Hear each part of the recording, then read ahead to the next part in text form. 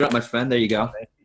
Guys, I want to talk to you about the branch opportunity, but, I also want to structure this talk in a way that, I want to make it instructional. I want to go over, what does it really mean? What does it really take to become a five-star recruit? And that's ultimately our goal here is how do we create five-star recruits, right? And, really, how do you maximize your options? How do you become a five-star recruit? And for you guys, for some of you, Cutco management will be that vehicle for you. For some of you, that's not the case. And I know there's probably about a third of you on this call that hear Andrew's talk and you're like, yeah, let's go branch. Like, that sounds like an awesome idea. There's probably a third of you that are like, man, I don't know. I'm in my first summer. Like, I'm not thinking that far ahead. And then there's a third of you that are like, Luke, I would never go branch. Like, that's just not an option for me. And this talk is for all three of those thirds. But specifically, I want you to really pay attention if you're in that last third. And the reason that I say that is because I was in that last third. I was in the one, when I was a rep, my dad forced me to do the job. My dad forced me to do the job. I never planned on being here for years. And even by the end of my first summer, I was like, I'll get into TLA, see what it's about. And then I became an assistant manager. And after being an assistant manager, I remember my first day of being an assistant manager. I came into the office, and there was another assistant manager named Kayla Crawl. And we were sitting in the office, and we had a conversation, and she asked me, she's like, yo, you going to do that branch thing? And I was like, absolutely no shot in hell will I ever run a branch. Like, that is the last thing I'll ever do. Like, those people are crazy. Who would ever work that much? And the next summer, I ran a branch, and it went pretty well. And then I remember after that, Andrew and I had a conversation, and we talked about, I would never be a PSM. I never want to do that. That's just not an option for me. The next summer I was a PSM and the summer after that. And then I remember having conversations with Andrew where I was like, dude, this whole Cutco through college thing is cool, but I would never go career with the company. Like, I would never be a DM. And here I am, and I couldn't be happier. So the first thing that I want you guys to write down, just write down options. How do you become a five-star recruit? Well, the answer is options. How do you open up as many options as possible for yourself? And how do you maximize those options? Guys, if there's one thing I've learned there's one thing that we can learn from the year of 2020. Guys, this year has been insane. What is going on? Like, what is happening? And if there's one thing that I have learned is that we can't predict the future. We have no clue what is coming. Personally, I think stuff's only going to get crazier from here. And, you can't predict the future of the world. You can't predict the future of yourself. So instead of, making a decision on what you want to happen, how do you set yourself up to have the best options possible, right? And the best thing you can do is open up options and opportunities for yourself. And I'll tell you what, the most successful people, all they do is they take advantage of their opportunities. So guys, this talk is not to get you committed to running a branch. This talk is to encourage you to have an open mind to every opportunity. That goes for branch, that goes for DM, that goes for starting your own business one day. That goes for, maybe being a CSP.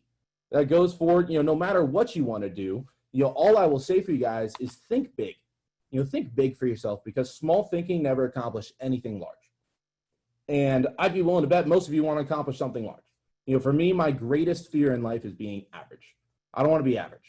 I'm terrified of being average. And I would encourage you guys to adopt that mindset as well. So this is not me stressing that you need to position yourself in a way, that you have to do something, but, put yourself in a position where you can take advantage of opportunity.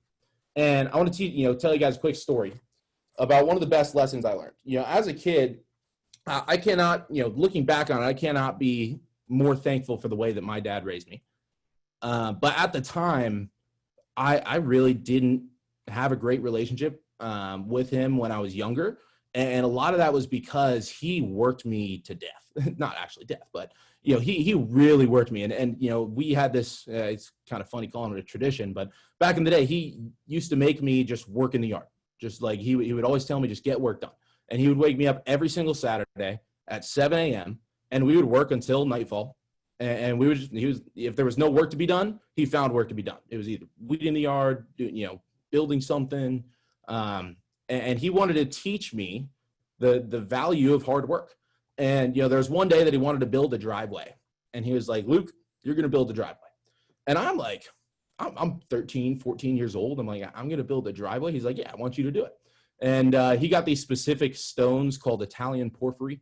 And that's what you see on the screen. And they came, but the problem with Italian porphyry is they all come in different sizes. They all come in different shapes. And he had a very specific design that he wanted to do. He wanted to be shaped like a nautilus shell because that is naturally aesthetically pleasing to the eye. And if you know Greg Maseko, then you know he's got weird little quirks like that. But he was like, Luke, I want you to do it. You know, you've taken geometry, and you know I know that you can do it. So here's how this is going to work. And we set up this contraption that was like 2 tapered pieces of wood where I would go through on one end, and we categorize how big is it on one side, and then take it through on the other end. How big is it on the other side? And there were 17,000 stones that I had to sort, and it took me months of work to do this. It was after school every day. It was every single weekend. And I really hated it at the time. And he always told me, you know, Luke, one day you're going to thank me. One day you're going to thank me. And I remember there was one day that I was out there and my buddies from the neighborhood kind of came by on their bikes and they're like, yo, Luke, you want to come play basketball?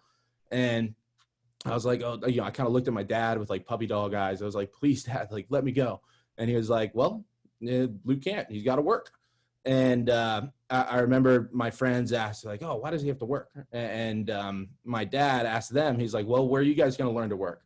And this kid, Josh Berlin, literally said, you know, I'm not going to have to work.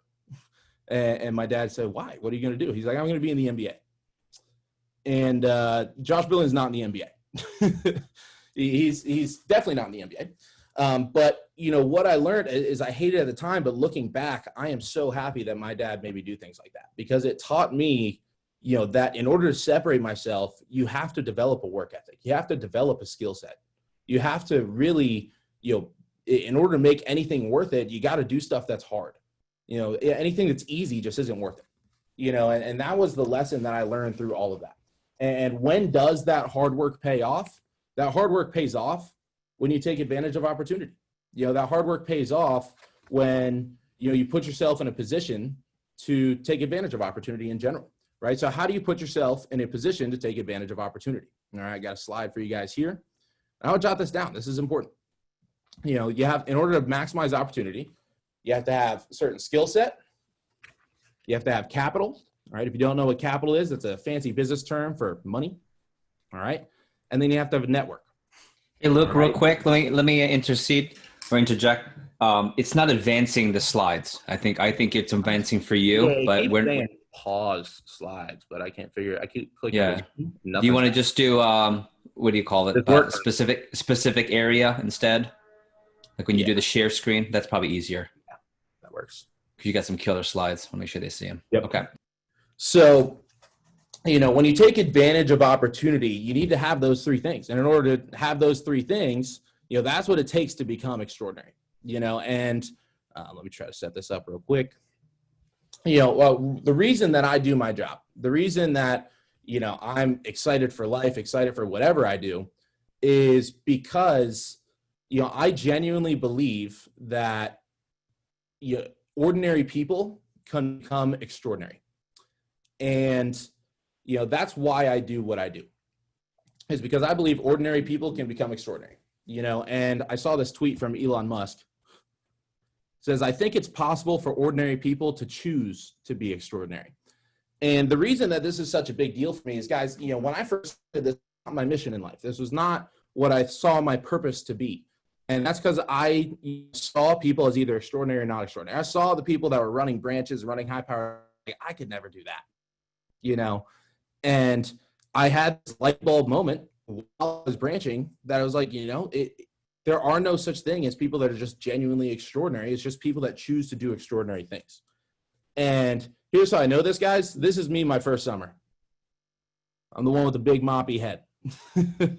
That's me my first summer.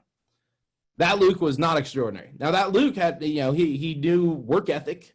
He knew they had to put work in to become something. But, you know, at that time, my mindset wasn't in a place that I thought I could do any of this. My mindset was not in a place that I thought I could be a top performing manager in any regard, or even run my own business in any regard. You know, I always consider myself pretty solid number 2. I was like, yeah, being an assistant sounds really cool. I would love to be number 2 and just follow someone. And, you know, then when I had this light bulb moment is when, you know, in 2017, we had a record breaking summer. And this is our team at the SC2 conference. This is our team at the Super Bowl. And, we were setting region records. We were, just had an extraordinary summer. And that's when I learned that, ordinary people can become extraordinary. And so, I'm not claiming to be extraordinary, but I am committed to getting there. And that's what I want to stress for you guys is how do you commit to getting to a spot where you do become extraordinary, that you accomplish extraordinary things? Because all it is ordinary people making extraordinary decisions and taking extraordinary actions. And what I would ask you guys is, what is your vehicle to get there? What is your vehicle to get there? And for some of you, this will not be your vehicle. For some of you, this will be your vehicle. And I'll tell you what is, we have a pretty damn good vehicle here. And, Cutco is awesome. You guys sell the product. And I think one of the reasons we sell so much product is it is a very easy product for you guys to put your name behind. It is a very easy product to sell to people that because it's something that genuinely makes their lives better. Well, my product as a manager is the Vector Opportunity. And I feel the same exact way about that one. I feel the same exact way because I genuinely believe that no matter what someone wants to do in life, unless they want to be average, if they want to be above average at anything, we have got an awesome opportunity here. We've got an awesome vehicle here for people to take advantage of that. So, you guys sell the knives, I sell the opportunity. And I'd ask you as your vehicle, and if you don't use this as your vehicle, I would encourage you, find something that is. Find something that is tough. Find something that challenges you. Find something that helps you become extraordinary. Find something that helps you become the person that you need to become to accomplish what you want. And think big when it comes to what you want, right? So if it's not your vehicle, that's cool, but find something that is. But I'm telling you guys right now, right in front of your face, pretty good vehicle for that. So I want to go over what is it about running a branch? What is it, what's in it for you guys? Why could this be for you? I want to go over a couple things that I experienced as I ran a branch, as I've run offices through the years that, might be appealing to you guys. Cause I know, especially this, a lot of people that don't really know much about it. Right. So I want to give you firsthand experience from someone that's done it. How do you really maximize this? And the first thing is you have the opportunity to be your own boss. Go ahead and raise your hand real quick if you're someone that just wants to be your own boss one day. No matter what you want to do, I don't care what industry, maybe it's law and you want to run your own, run your own firm, maybe it's medical, you want to run your own practice, but raise your hand if you want to be your own boss. It's the majority of people, right? Guys, there are not many jobs out there where you can be your own boss, especially at your age, right? And what this teaches you is true leadership. I had always kind of considered myself a leader. I was always the one on the football team giving the pregame pump-up speeches, but I didn't really get to experience true leadership until I ran a branch. And being your own boss is pretty cool. No matter what industry you go into, leadership skills are one of the most important things that you can learn. And leadership is a skill. It's something that is developed. Nobody is born a leader. All right. But when you're your own boss, you get to call the shots. You get to build confidence. Right? There was no better feeling than, people walking into my office when I was a branch manager. I just finished my freshman year of college. I was a branch manager and someone goes, "Hey, can I speak to the manager?" I'd be like, "Oh, I'm the owner." And they're like, "Excuse me?" So yeah, I'm the owner. And that was just a surreal experience for me. And being able to learn the value of leadership and, learning how to run your own organization, I'll tell you guys something, like everything in life became so much easier after running a branch.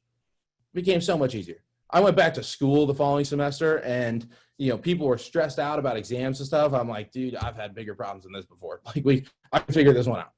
This isn't too hard for me. Because I put myself through the ringer.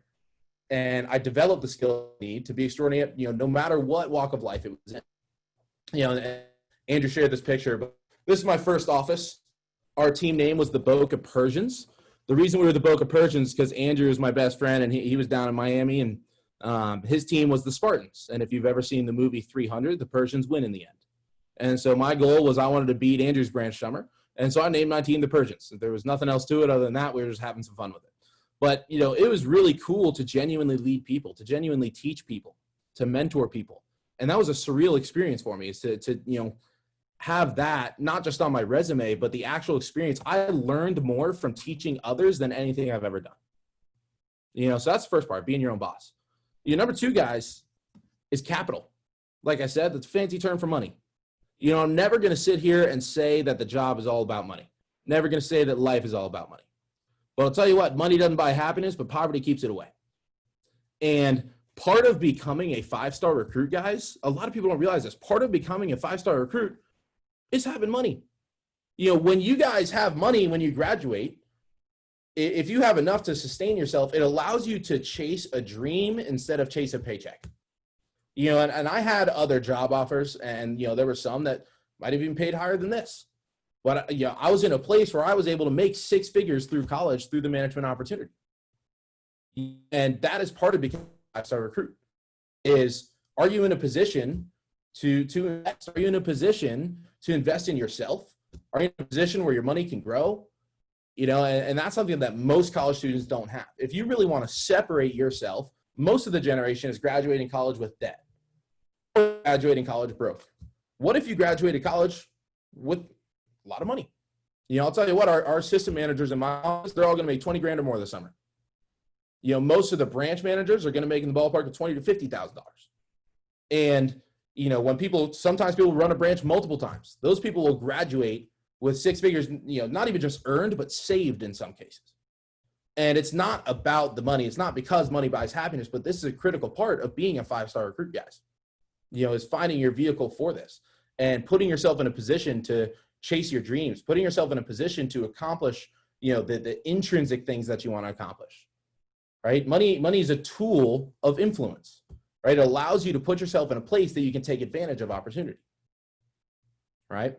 The next thing, guys, is marketability. This is the actual resume experience you get from it. And I will genuinely say that I don't believe there's anything that a college student can do to impact the first, 5 to 10 years out of college more than running their own office with Cutco. Unless they're going to start their own business and they have a good mentor to get them there and they have the capital to be able to do it, I genuinely believe there's nothing else they can do that will impact their future more, or at least the first 5 to 10 years out of school more than doing that. They get to put on a resume that they ran a business.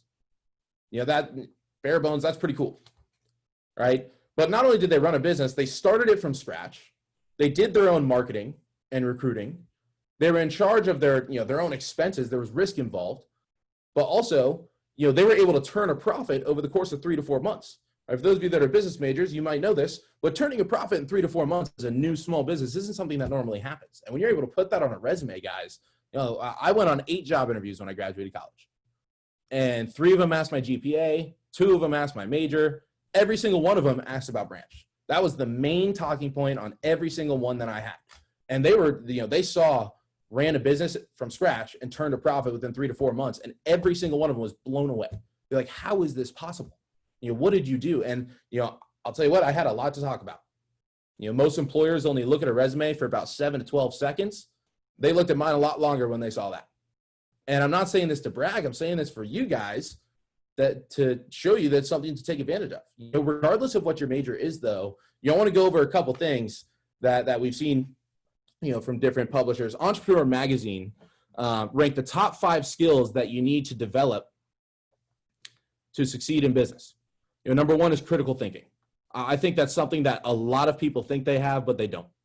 Learning how to think for yourself. When you're your own boss, you're forced to do that.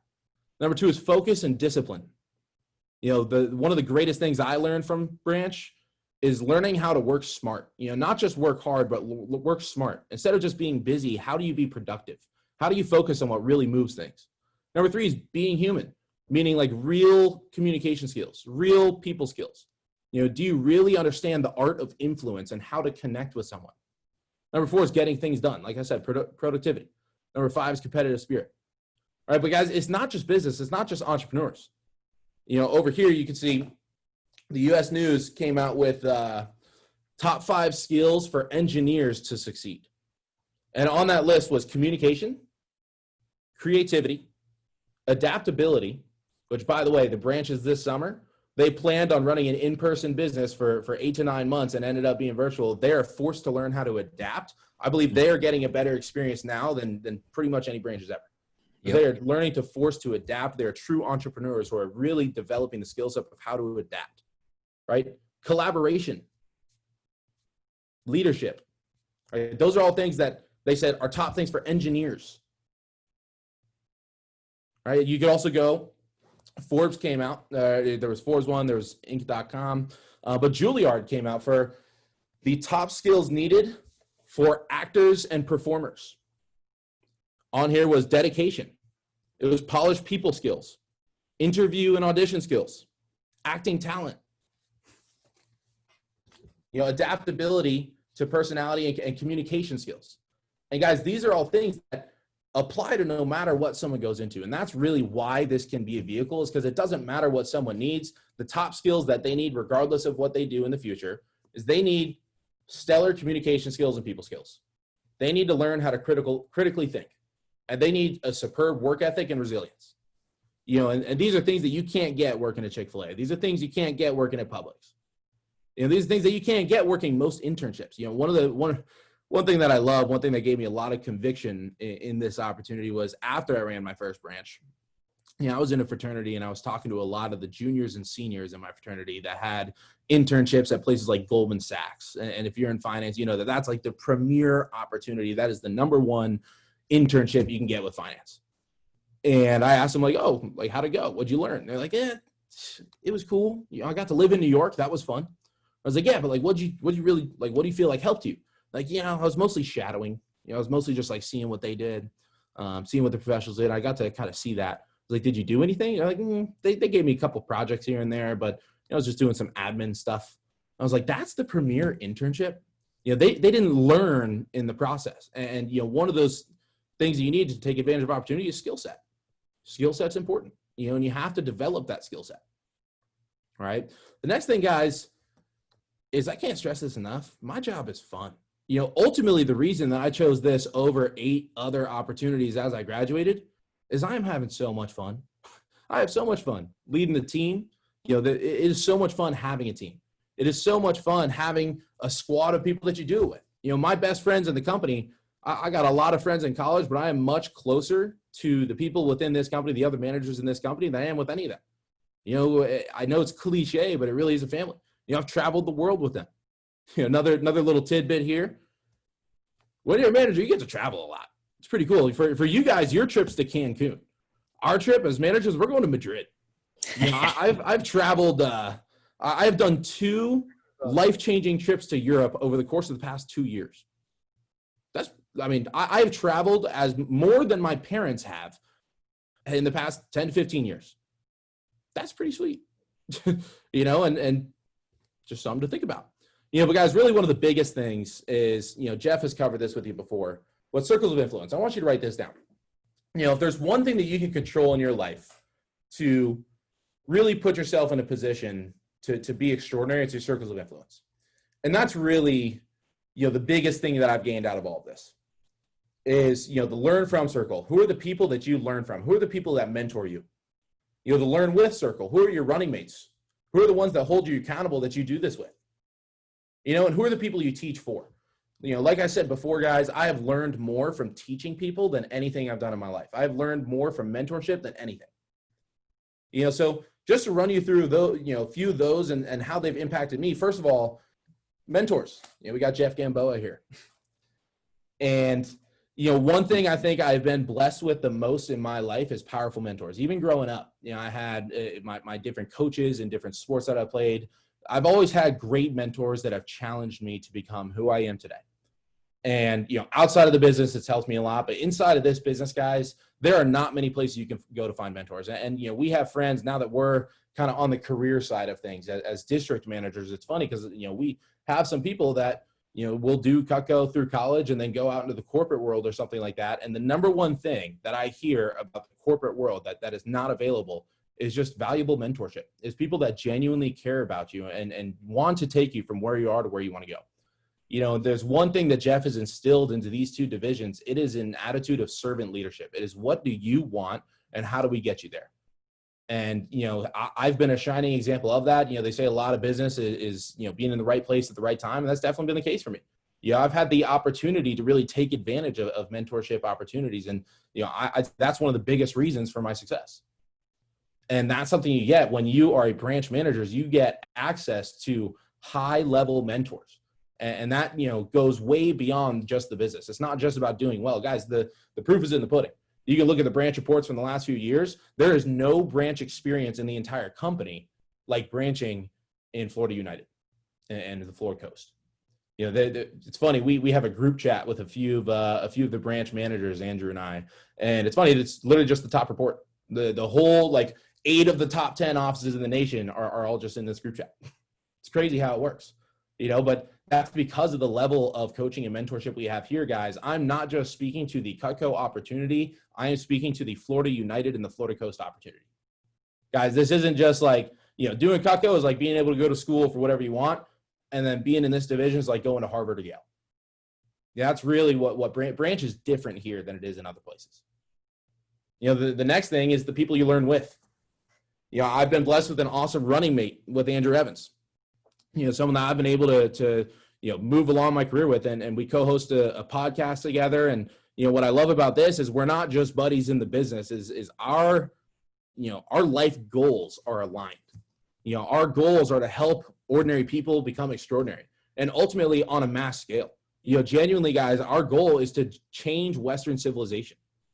You know, I believe that most people go through their life going through the motions, and they never really stretch out of their comfort zone to accomplish what they really want. They never really see the option of becoming extraordinary. And Andrew is someone that helped me realize this. Andrew is someone that has helped me think big.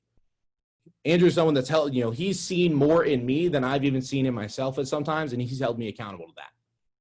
You know, that's something that you don't get elsewhere. That's something that is hard to find outside of here.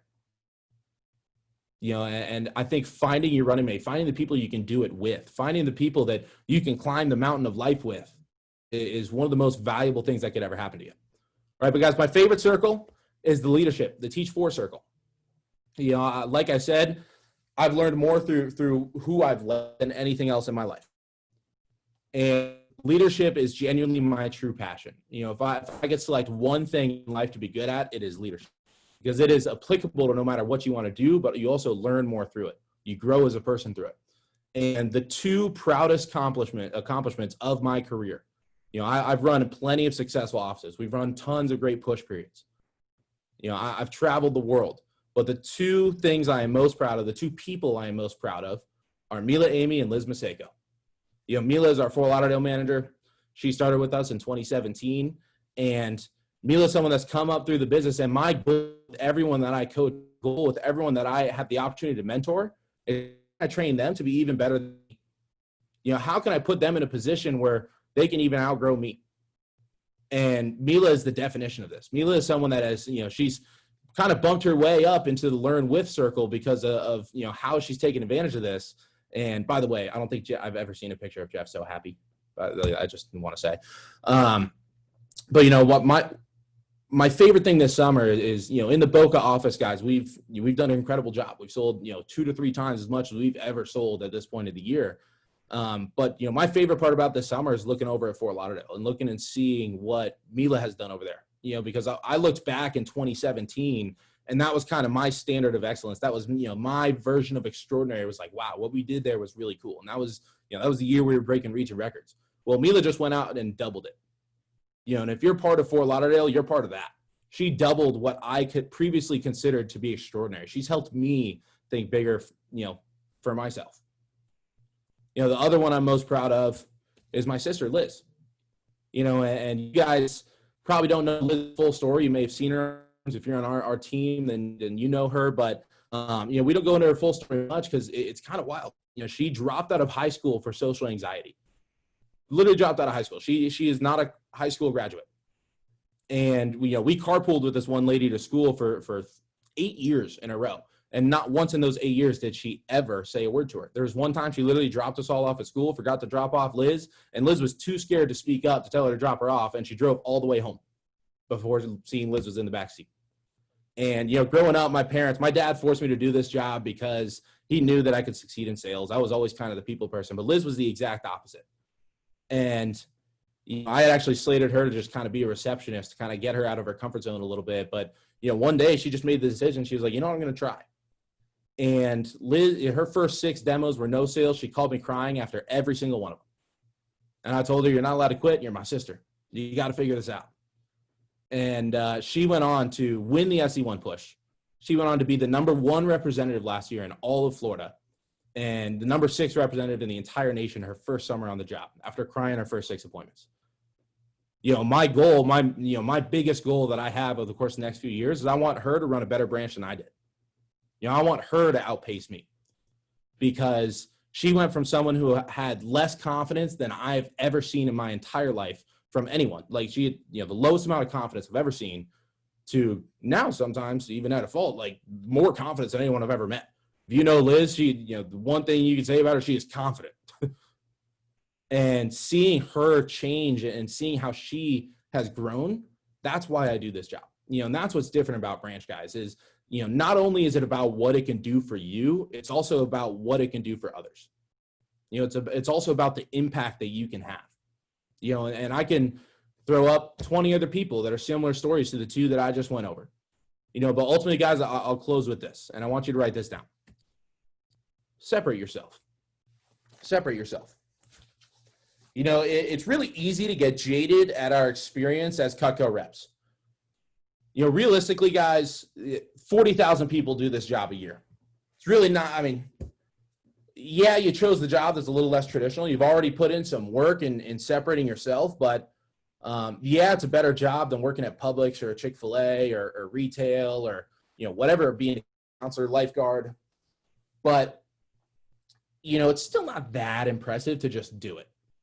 So, I want to challenge you guys to separate yourself, not just in society, not separate yourself from this generation. Guys, quite frankly, it's not that hard to separate ourselves from our generation. But how do you separate yourselves from the other people on this call? How do you separate yourselves from the other people in your office? How do you separate yourselves? If you were just promoted to AMI, how do you separate yourself from the other AMIs that were just promoted? We go into about 1 million here. We have about 17 million customers, and already the biggest talking points you'll have on the interview, on your job interviews in the future, is that you worked with Cutco. And I know your friends probably don't all have the highest regard for Cutco, but I'll tell you what, adults, the people that are running the interviews, they do. We go into over 1 million homes a year. Everyone that is interviewing you has either heard of Cutco or owns Cutco. It's really easy for me to do my job interviews when they're like, "Oh, you work for Cutco? Those things are awesome. Like, I have them at home. My wife uses them all the time. I love that one, the spatula thing." Like, and by the way, if you go on job interviews, it's not like it's not an environment where they're usually cheerful or anything. They're usually just playing hardball. And it was really cool when they recognize that. You're going to have talking points for that. But how can you set yourself up to make the conversation after that as impressive as possible? How can you set yourself up to have as many how can you show them that you have really developed critical thinking, that you know how to be productive, that have advanced communication skills? So, guys, the key is not separating yourself from the generation. The key is, how do you make a decision to separate yourself within the group that is here? Guys, doing Cutco is like taking honors classes instead of regular classes. Getting into TLA is like taking AP classes. But that's like getting a 5 on the exam, getting a perfect SAT score at Harvard when it comes to the experience. So, it's not just about taking the road less traveled. I encourage you guys to find a way to separate yourselves. And last thing I'll have you write down, guys, is it's one of my favorite quotes. Do today what others won't, so tomorrow you can do what others can't. There aren't many people that have just graduated college in the last year and have been to Europe twice on life-changing trips with, the people that they love most in their lives. There are not many people that have the flexibility. Guys, last year, I think I took like 80 flights. That was pretty cool. Well, how was I able to do that? Well, I put in the work early to be able to put myself in a position where I can take advantage of things like that. There's not many people that can genuinely say they've changed the lives of tens, if not hundreds of people. And, that's the most fulfilling part of my job. How did I do it? You put the work in. You do hard things. So like I said, guys, this is not a talk to just encourage every single one of you to go branch. That's not realistic. That's not going to happen for all of you.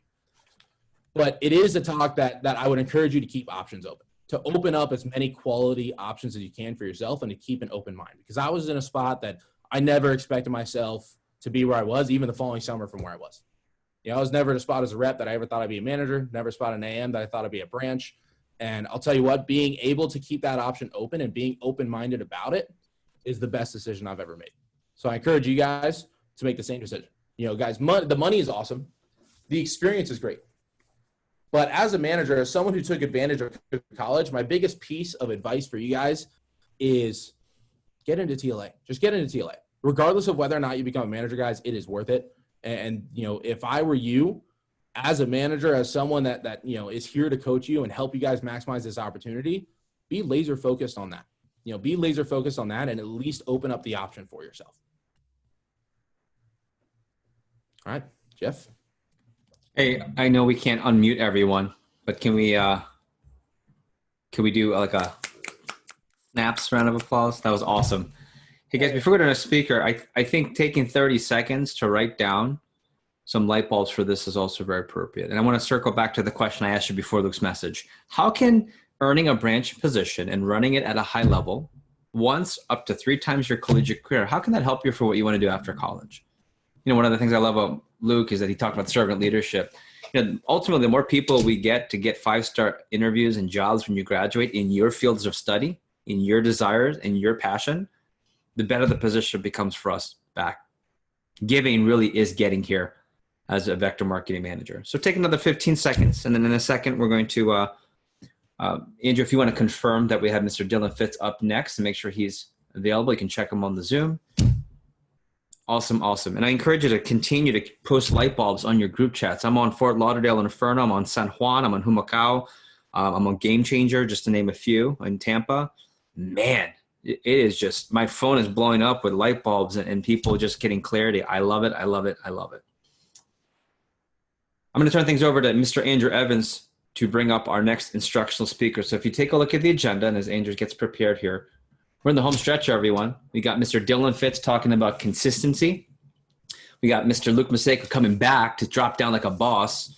We'll do our final break, and then our keynote speaker, Mr. Hal Elrod, with some special announcements to get us out of here. And if you're over $5,000 in sales, I'm so excited.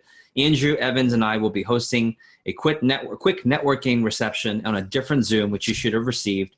And if you are also a trophy winner, meaning top 20, and you want you got chances into the drawing for the 5 cool prizes, our top 20 will also be in attendance to that champions reception, but we are providing and sending you money for lunch on us. So we're just so excited to spend time. It's not what you know, it's who you know. Okay, Mr. Andrew Evans, I'm going to turn things over to you, sir, and you can introduce Mr. Dylan Fitz. Thank you. I have the pleasure and honor of introducing you guys to